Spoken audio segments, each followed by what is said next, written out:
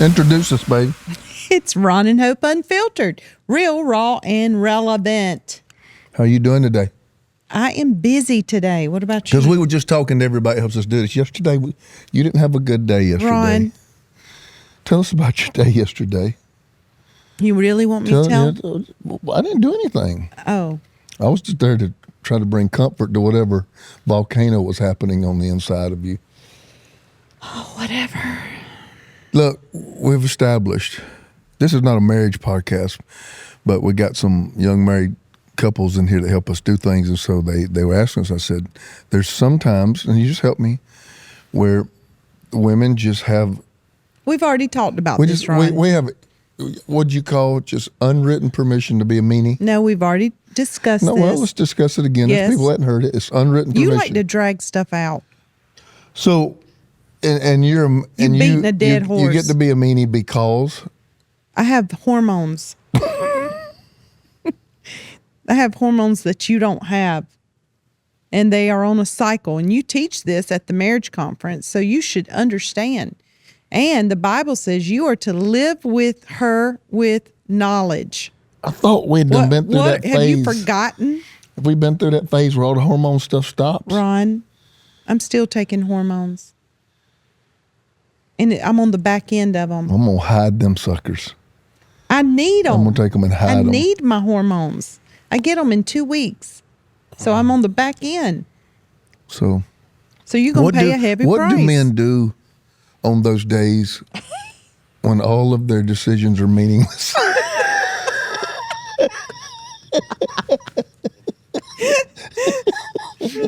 And whatever they desire does not matter.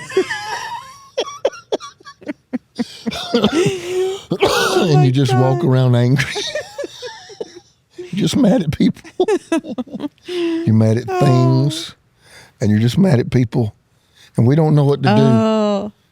We don't know what to do. We want to make it better, but we don't know what to do. You were mad yesterday that I had to get my fingernails done. I wasn't mad. Yeah, you were. No, and then I wasn't. went to get my eyelashes done. And you I was mad. I wasn't mad because you got your like a baby. I wasn't mad because you got your fingernails done. I'm mad because as soon as you get them done, you start pulling them back off. And then you were like, well, this was Monday. You're picking This them was in the supposed car. to be our day. And I thought I was going to have all this time. You ain't with had you. a day off since the 80s. Oh, my gosh. So I was trying to look for one, but then we got your things done. But you were very adamant about where we were going to eat and things we were going to do. Okay. And the schedule we was going to have. Okay. And so. Well, I'm not going to argue with you on here. I just accommodated you. Just going to let you look like we just shining star that so you for all are. those who have this question, what do we do? I don't possess that answer. I'm still in that hunt for truth. Oh, God. And we've been married how long? I'm in that hunt for that revelation myself. 33 years. I'm in that hunt for revelation myself. But I do like your boots. Just hang on. Hang on like for the ride. Boots. You love my boots? Yeah. Are you making fun? Mm-mm. Y'all want to see my boots? Those of you who are watching, they are the cutest. I went to Dick's Sporting Goods a while back. Don't, Ron, this could be bad for you. I came home with a pair of sneakers and a few workout items, and I got fussed at. And 3 pair of boots were dropped at my door yesterday by Mr. Amazon. And I spent way less than you did at Dick's Sporting Good. Ron. Okay, they must have been them. They must be pleather then. $69. Well, they're not leather. They're pleather. They're pleather, and they feel so pleasing. People are actually coming on this podcast looking for truth and revelation. They're probably dying laughing, feeling like I can identify. Yeah. Well, actually, what we won't talk about today is not really funny. Maybe God helped us lighten the mood a little bit. What are we talking about today? I feel so alone. Alone. And I'm sure everybody listening has felt like that at 1 or 2 or 12 times in their life. Let me tell you where we're coming from. And I want to talk about alone. I want to talk about what causes alone, but then I want to talk about the spiritual significance of it. That makes it better when you understand that. Bless you. When you understand that there's a purpose. You're not boring me. I'm just sleepy. Yeah, behind aloneness. So let me hit people with this. Hope and I, confession here, I would have made fun of myself years ago for doing this, but actually I got intrigued because me and Hope have evolved into doing so much marital stuff, marital information, marital podcasts, marital topics. We go sit down on TV, on Daystar and stuff, talk about our marriage books. I don't know that we ever saw ourselves as the marriage couple, but our testimony, I think, lends to some God's people. done a lot of miracles in our marriage. I think because of our testimony, people say, you know what, they've been to hell and back and they survived, so maybe they got something to say. And we don't have everything to say, but we do have something to say. So our son and his girlfriend were watching Love is Blind several seasons ago. Okay. And I didn't want to watch it. When he told me about it, I'm like, I don't want to watch that. But he actually turned it on while he was at our house. Yes, he forced us to watch it. I'll be honest with you, I got intrigued. Another funny moment right here. I don't think I could do it. I did not fall in love with Hope's spirit. I didn't fall in love with a personality trait. I'm going to tell you the thing that got my attention is I thought she's the finest thing I'd ever seen in my life. Okay. I thought she was tall. I thought she was gorgeous. I thought she was a blonde bombshell. And I walked all over that campus that night until I found her. So, you know, could I pick somebody without looking at them? This ain't what the podcast is about. No. I would have had to have been attracted to you first, and then everything would have evolved out of that. What if you just loved their voice and their personality, and then that door opened and they were a Oompa Loompa? I would not be able to hide on my face. I wouldn't be able to hide. Or just something you just totally were not attracted to whatsoever. I can't do it. And call me superficial, call me what you want to do. Yeah, I don't think I could either. But the fact is, one of the reasons I fell so in love with you is I thought you were physically beautiful. That got us into the conversation to me finding out all the other things I loved about you. So I'm scoring points right here pretty much, ain't I? I done dug myself out of that hole you fell in earlier. Came all the way back out of it. So we're watching Love is Blind. And most of these people, not all of them, are around like 30. Yeah. Okay, there's some 24 to 26. There's some that are 34, 35. Most of them, about the median age, I'd say, is about 30. And they're tired of meaningless relationships. And many of them will talk about alone being a driving factor. You know, I come home, and even though I may have had a one-night stand, basically I come home alone. Nobody really cares about me because I'm alone. If something happened to me, I would be alone. I never thought I'd be alone at this age. I'm 35 and didn't think I'd be alone. And so I looked at it and I'm like, you know, number one, alone, the state of being alone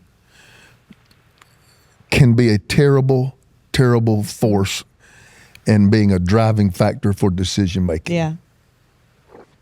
I saw my mom. My mom and my dad did everything together, just did everything.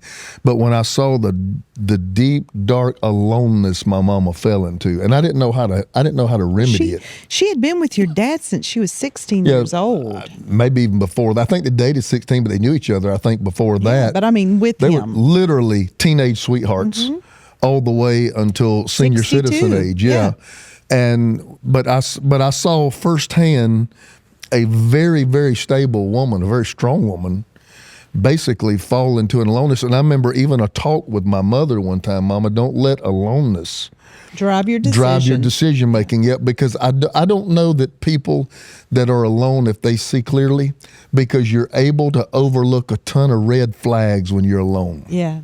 Just to have that need met. Yes, there's such a companionship. There's such a driving need for companionship and relationship.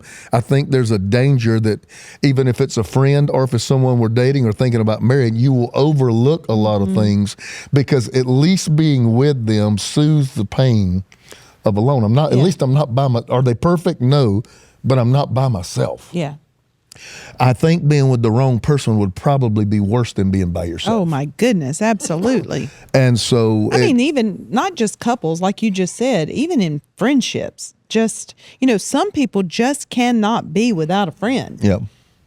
Be able to go home with their spouse or, and I don't think that's healthy, no, baby. It's not. I don't think that's healthy. Yeah. There's a healthy alone and there's an unhealthy. Yeah. The unhealthy alone is usually through some type of trauma. It can be through some type of social awkwardness. Yeah. It can be through an inability to sustain relationships. I could probably list 40 things of how you arrived. It could be you just got out of a divorce. It could be you don't relate to to a new people well. city. It could be you just got a new career and you moved to a city of 12 million people. And the fact is you don't know a soul. Right. There can be a lot of factors. And then they're not bad factors. It can Right. just be factors where you are in a place and you are isolated. Let me tell you, I believe not all isolation is traumatizing, demonic, and devil, and sin, and bad. I think there are times where in your journey, God has seasons Yeah. of isolation. Why?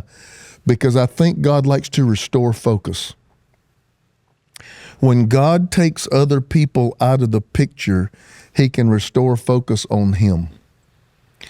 And a lot of times I've noticed in my life where I look around and say, man, I ain't really got anybody. And people are like, sure, Ron, you ain't got anybody. No, there's always people around me. But there's different people being around you and you having somebody. Right. And Meaningful when relationships. when I've looked around my life at times when I really needed something because I was empty and looked around me and there was not that person, there was nobody. It forced me to pull on God in a way that, I would not formally pull on him. Does that make sense? Yeah, it does. It pushes you. Yeah. It pushes you to seek that companionship with him until you finally get to a place with him in that relationship where, right now you're doing so good with God, nobody else having a relationship with Right, else you're really full. don't matter. You're completely we had somebody full. that we just married not too long ago that said when they met, she was there. She said, when I'd gotten over something, but I'd gotten saved and I'd started pursuing God. And when I met him, I was really in a good place. Right. And I was like, you can leave or you can stay, but Yeah. me and God's good.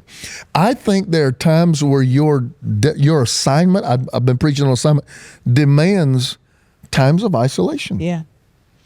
There'll be times, even you, maybe in our journey, before we started healing, you went off by yourself. Yeah. And it was very healthy. And it was healthy, but talk, if you don't mind, and I don't want to hit a vulnerable place with you, this ain't scripted.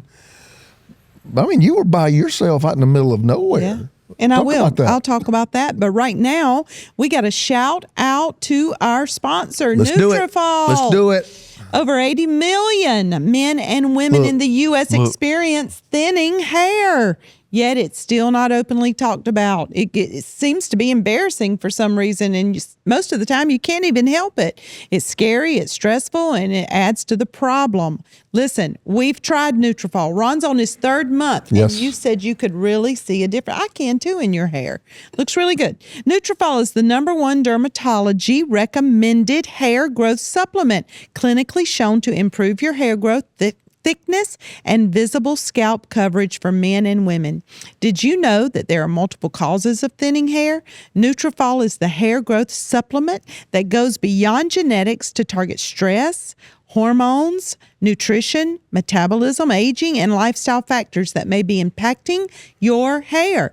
Thinning is different for men and women. Nutrafol has multiple unique formulas for men and women to provide exactly what you need based on your biology and your age. Every formula is physician formulated using Nutrafol medical grade ingredients for reliable results without compromises. In clinical studies, 72% of men saw more scalp coverage and 86% of women Crazy. saw improved hair growth after 6 months. You got to be consistent. Gotta be consistent. You got to take it. Yep. Nutrafol is also trusted and recommended by more than 3,000 top doctors. You can grow thicker, healthier hair and support our show by going to Nutrafol.com and entering the promo code RAH to save $15 off our first month subscription. This is their best offer anywhere, and it's only available to U.S. customers for a limited time, plus free shipping on every order. Get $10 off at Nutrafol.com. Nutrafol.com, promo code RAH. Guys, don't forget the promo code RAH. I'm unabashedly letting you know this is not church. Okay? This is Ron and Hope podcast. And we love these sponsors, and we think they are great sponsors because we line up with their values, line up with what they do. And the fact is, when you go use that promo code, this right here don't just happen. All this takes money. There are people working on the other side of the camera you don't know, and it takes a lot to do what we're doing. And the fact is that helps us pay the bills. So check out Nutrafol. Go to that promo code RAH.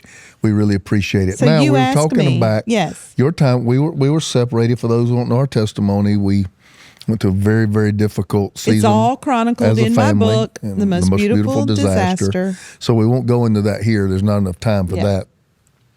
But during that time, we both agreed, even though at first we weren't even looking at trying to salvage our marriage, that you were in a place where you needed to get away. Yeah. You needed to be isolated, and you needed to get away from everything that was familiar, everything that was a responsibility. The main thing to me, after we separated, I left to go stay at Living Waters. One of the problems was I had so many issues and so many unresolved pain points in my life that I had never slowed down long enough to deal with me. And I think that's one reason that people detest being alone. Because you have to be with yourself. Yes, and being isolated is because you have to look at you. You have to really sit there and say, why am I in this place? What got me here? What part did I participate in? Where was I the problem? And you really have to evaluate you. But I think it's so healthy because, so many people see things about you that you don't see in yourself. You have blind spots, and I see issues in you that you don't see. You see issues in me that I don't see. But when you're all alone and you have to sit and deal with those issues, that's where growth comes. That's where the healthy part comes. Here again, the healthy side of isolation. Yeah. I believe it brings focus. I believe it helps you look at you. I believe it helps you get a better perspective of reality. When there is a dominant emotion in your life, sadness, loneliness, anger, when there is a dominant emotion, it has been my experience, more so for women, but for men and women, but even more so women are vulnerable. I think all logic goes out the window. Yeah. So that's why I said, you can't reason. Yeah, you can't reason. You don't see clearly. You don't think clearly. The things that would cause you to discern, you overlook. The things that you don't sense danger. You don't. You know what I'm talking about? You're not aware of dangers that lie ahead. Things get blurred when there's a dominant emotion. So if I want my decisions to clear up, I got to go back and deal with the emotion. So loneliness many times is not just you have lost people. I've often said this is not original with me, but I don't remember exactly where I heard it for the first time, so I give credit to whoever's the first person to say it. A lot of times, Hope, when we're lonely, we think we've lost people. But a lot of times you haven't lost people. God is revealing. Yeah. A lot of times there is a pulling away of people because the people that are now with you when you're they now, can't go where you're going. They can't go. And so it's just part of life's process. I have preached for years, everybody that God used in a significant way in the Bible, every one of them had some type of season of alone. Moses on the backside of the desert for 40 years, almost like a wanderer. I can't imagine 40 years. Okay? Paul, he was blinded when he was Saul and he had his encounter with Jesus. He was blinded, he couldn't see. Ananias laid hands on him, scales fell from his eyes. Then he went down into Lower Asia for 3 years and disappeared. Yeah. For 3 years, disappeared. David, mighty King David, we're still singing his songs today in a cave. Yeah. The cave of Adullam, which means the place of the squeeze. And even alone before that, on the backside of a hill, taking care of sheep, Taking care alone, of sheep. all day long. not accepted really by the father and the rest of the family, and no interpersonal being around those animals. And so what did he do? He talked to God. Yes, he did. He talked to God. So And most people me. who have a powerful call, honestly, are different, Mm-hmm. are alone, don't fit. And it doesn't make it That's feel another better. podcast. It doesn't make it feel better, right? But it's true. And there are still people, Ron, who feel alone in a room of hundreds of people. You can be in a room, you can be in meetings, you can be at a convention, and you still feel so alone. that was, don't want to get into fivefold ministry, but I'm apostolic. A lot of churches don't even recognize that anymore. They think all that stuff is ceased. I'm apostolic. I'm different. Apostolic guys tend to be more doctrine. They discover doctrine. They're foundational. They're builders. They're systematizers. They're organizers. Oh, They're there's a word. organizers. Organizers. Hadn't had one in a week. Hadn't been one. Hadn't given. That's the way they're built. We need some kind of cannon or something that goes off. Confetti. Yeah, when you do a word like that. Organizers. Those guys are usually just wired different. Yeah. The word pastor means to shepherd. A lot of times, shepherd are very comfortable with the people, and many times they're not builders. I don't want to call them maintainers. I think every pastor wants to grow his church, but they're not specially built to build. And so I was that guy. No matter what room I went in, I never felt like I fit. I told people everybody was nice to me. Mm-hmm. Everybody respected me. Everybody honored me. I never was. But you knew you were different and odd. I knew it. And when everybody would go sit down at the convention, I would end up at a table by myself. Or I'd end up sitting at a seat and there were two between me and the next person and two between me. It didn't matter. I was by myself when I left the hotel room, but I ended up by myself when I got there too. And people liked me. And if you asked them, hey, why ain't nobody around Ron Carpenter? They probably would not even know why. But somehow they just left me to myself. And there was a long time, because you remember you were the only person I had to vent to. That really bothered me. Because in high school, I was one of the hubs of the wheel. Yeah. When I got saved, gave my life to God, I wanted that same kind of interaction, and it wasn't there for me. Because I felt like an oddball. I felt like the guy that didn't fit. And so I do know what it is to, even though I was constantly around people, to feel so very alone in the midst of the people. So, number one, we're admitting loneliness is real, and we're admitting, number two, it don't always have to be destructive. It cannot drive your decision making. Right. And number three, shouldn't drive your usually decision when making. God breaks everything from around you, I think sometimes God is trying to restore focus. Yeah. Another thing is because I believe he's revealing a group of people that cannot go into your future. Right.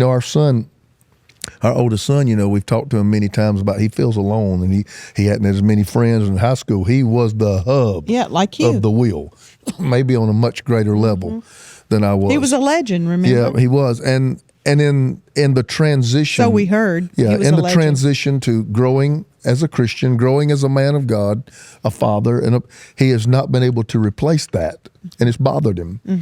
And I think what I've tried to tell him is, I'm sure there was some good people in his life, but none of them can go into where I know his future's going. Right. And I've told him that many times. So sometimes it's just that simple. Let me go into a biblical illustration. One of my favorite ones. I used to preach it all the time. I hadn't preached it in years. Jesus and John the Baptist. Cousins, related. Jesus walking toward him. John said, behold the Lamb that takes away the sin of the world.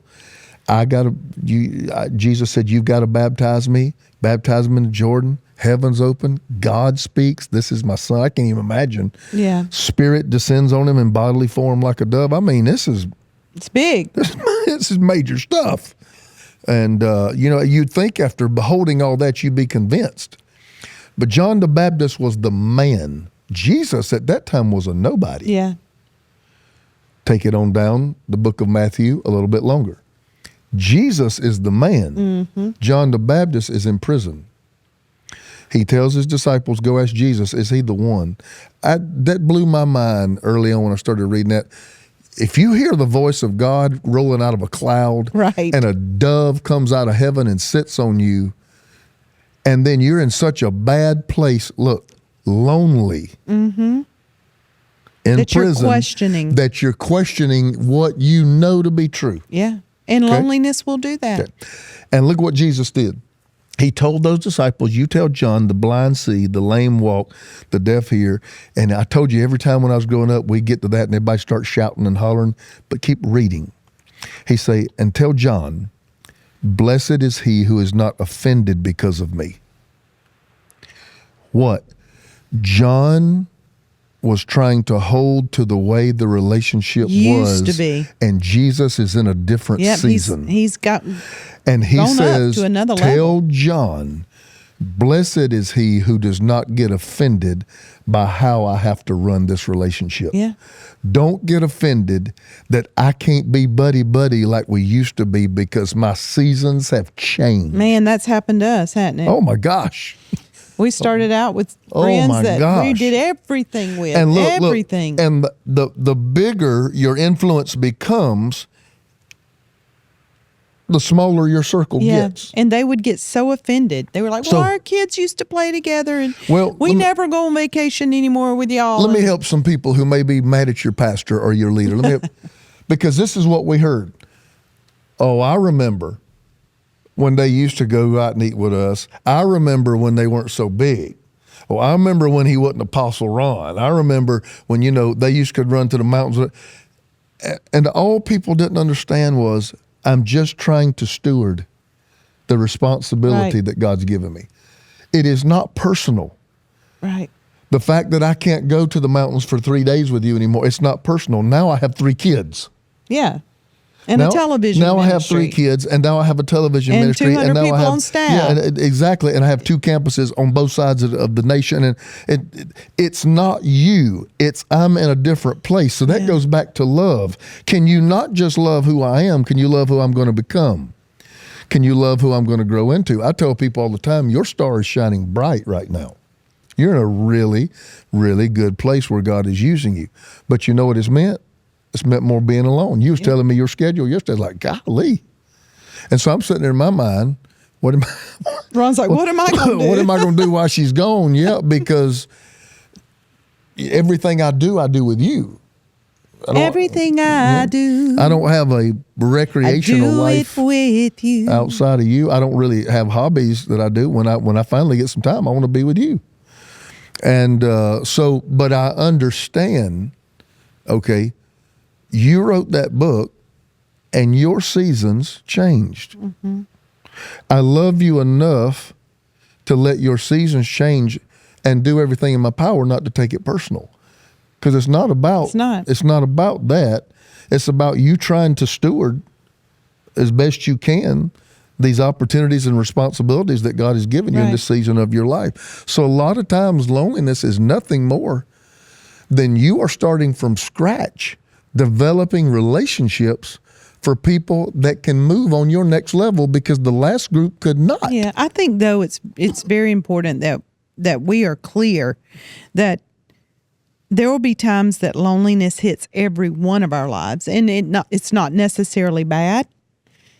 It may not be good, but it's going to happen, and you have to discern the time and season and what God is trying to do. In this season of loneliness, am I supposed to stay quiet? Am I supposed to seek God in this time of loneliness? Is it because God's moving people out of my life? Is it just the way it is right now? And it's another level. It's another season for me. But I do believe that you can go through those seasons of loneliness for whatever reason, however you got there. But you don't have to be alone. I mean, really, I had no other human with me in North Carolina for 9 months. It was me and my little room, my 10 by 10 room. But I did not feel alone. But you know something? When you were going through your very, very bad times, you never wanted to be alone. No, but that's what I said. I didn't want to face Right. me. You always, it would blow my mind. You always wanted somebody around you. I wanted a at all distraction. time. Exactly. A You distraction. said it. So let me go back. We're running in time. Can I take that? Yes. I started and I want to go circle all the way back. Yeah. I think sometimes aloneness is restoration of focus. Yes. It is hard to focus when everybody's within your line of sight and everybody's in your ear. Mm-hmm. Everything's pulling on you. That is hard focus. And I believe sometimes God will step in and cut everything away Yeah. from you so you can do this. Look up. Look back up again. Yeah. And some of you, men fail for broken focus. Hope one time years ago, I was watching this thing. I used to always marvel at the ice skaters in the Olympics. Yes. How can you twirl, 30 miles an hour? Up in the air. Yeah, I mean, just, and because I go around in a little teacup at a carnival and my head's swimming and I can't even. And you're sick. I can't think, and I feel like I'm on puke, and I feel like I'm on puke. I'm like, how do they do that? And if you watch it, their body will turn and their head will snap, and their body will turn, their head will snap, and they have what I was Points. told, they have focal points. And as long As they know where they are. as they can focus on that focal point, everything can keep spinning, Yeah. but they don't lose their balance. Okay? Good. If they lose that focus, they fall. Yeah. Men fail for broken focus. Peter looked at Jesus. He was fine. But then the wind and the waves, he saw them and he began to sink. Focus. Men fail Yeah. for broken It's good. focus. So could it be, we've been on here a little over half hour, that your time of loneliness is not demonic, but it's divine? And maybe God sent us as just to be a small angel in your life today to tell you maybe you just need to change the perspective of it. Because most of the time, Hope, we define everything that we don't like as devil. Yeah. And a lot of things I haven't liked have been very divine, So true. not demonic. So Any true. last comments? No, it's just that's so good. I don't think any of us want to be alone or isolated. I think culture almost makes that a downer. Almost makes it like there's You're a loser. like you're a loser Like or you're a something's loser. wrong. Yeah, you're a loser. Or because you're alone or some You're of the not- best times in my life, some of the most restful, some of the most insightful, some of the most refreshing times, honestly, that I've ever had is when I'm alone. I don't know if you could say that. I mean, we're totally different people, but I think I exude and give out so much. Yeah, you are in the crowd by nature. Yes. So you need times I to be have alone. to have I replenishing. am alone by nature. Yes. So I have to have times I'm around people. Yeah. But the very nature of what I do, there's a lot of aloneness that just comes with it. Yeah, when I can't study with 18 people in the room. Mm-hmm. Right. So the day that I give myself to study, All day alone. I'm in a room with a door shut Yeah. all day. But I get to the place though that I am given out, and Yep. I have to have. Sometimes I'll tell you, Ron, I'm just going to stay home today because I want to be alone in my house. Ain't nothing holding us to 30 minutes. Let me just. It can be personality profile. It can have something to do with that because Hope. Let's just face it. Just like this podcast, you are expected to walk in a room and light it up. Now, some of that comes natural with you. You can't help it. It's a gift. But then there's other times when you feel the expectation of it, it's a drain. It is. It's a drain. And instead of you just being Hope, you feel like it's something you got to turn on.